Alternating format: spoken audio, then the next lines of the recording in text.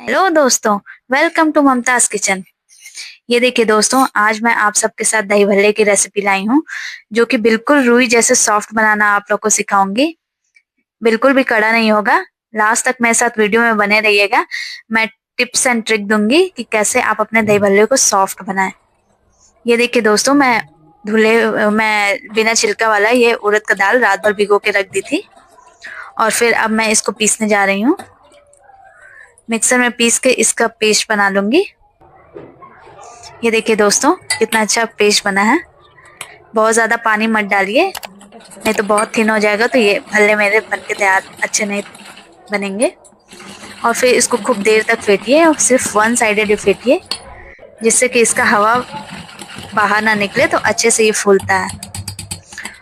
और इसको दोस्तों चेक करने के लिए ये देखिए, मैं पानी में डालूंगी। अगर ये तैरने लगेगा, इसका मतलब ये अच्छे से फेंटा गया है। अगर आपका नहीं तैर रहा है, इसका मतलब कुछ गड़बड़ है। इसको फिर से फेंटिए खूब देर तक, और फिर इसमें नमक डाल लीजिए लास्ट में। ये देखिए दोस्तों, मैं दही भल्ला अब छान रही हूँ। आप अपने हिसाब से साइज इसका छोटा बड़ा कर सकते हैं। वैसे दही भल्ले बड़े बड़े ही होते हैं, इसलिए मैं थोड़ा बड़ा ही छानूंगी।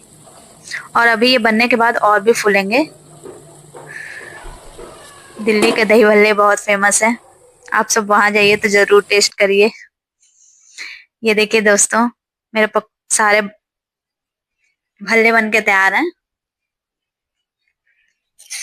बिल्कुल सॉफ्ट और नरम बना है। और अब मैं इसकी चटनी भी बनाना आप सबको सिखाऊंगी। ये मैं अमचूर का पाउडर ली हूँ, और इसमें पानी डाल के इसका घोल बनाऊंगी अच्छे से।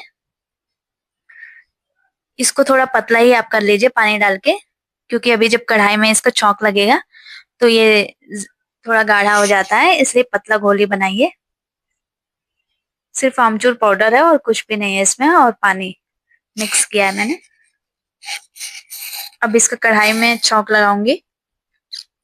ऑयल डाल के इसमें तेज पत्ता और लाल मिर्ची डाल दूंगी। ये देखिए दोस्तों, जैसे ही थोड़ा तड़का हो जाए, अब ये सारे मैं जो घोल बनाई थी उसको डाल दूंगी, और फिर धीमी आंच पे आप चलाइए। और इसको थोड़ा सा और पानी डाल लीजिए। मुझे थोड़ा गाढ़ा लग रहा था, इसलिए मैं थोड़ा और पानी डाली हूँ। और मैं चीनी की जगह गुड़ इस्तेमाल कर रही हूँ। गुड़ को बिल्कुल चूरा कर रही हूँ। आप चीनी का भी इस्तेमाल कर सकते हैं। चीनी भी ये अच्छा, चीनी से भी अच्छा बनता है। और ये देखिए दोस्तों, मैं 2 से 3 मिनट तक बस इसको धीमे आंच पे चलाई हूँ, और कितना कलर कैसे चेंज हो गया है। बिल्कुल अच्छी चटनी बन के तैयार है। और अब आप इसमें ड्राई फ्रूट्स अपने हिसाब से डाल लीजिए, जो भी आपको पसंद हो। किशमिश भी डाल सकते हैं आप। मैं कैश्यू नट डाल रही हूँ।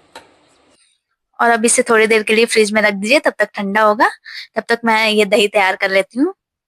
दही में थोड़े से गुड़ डाल रही हूँ, थोड़ा ही डालिए, ज्यादा स्वीट अच्छा नहीं लगता है। या फिर अगर आपको पसंद है तो आप और भी डाल सकते हैं। और इसको अच्छे से फेंट लीजिए पूरा। अगर आपके पास वो जैसे पहले के जमाने में मथनी होती थी ना, वो तो उससे भी आप कर सकते हैं। और ये देखिए दोस्तों, ये मेन टिप्स है भल्ले सॉफ्ट करने की। इसको गर्म पानी में, हल्का गर्म पानी कीजिए और सारे भल्ले उसमें डाल दीजिए।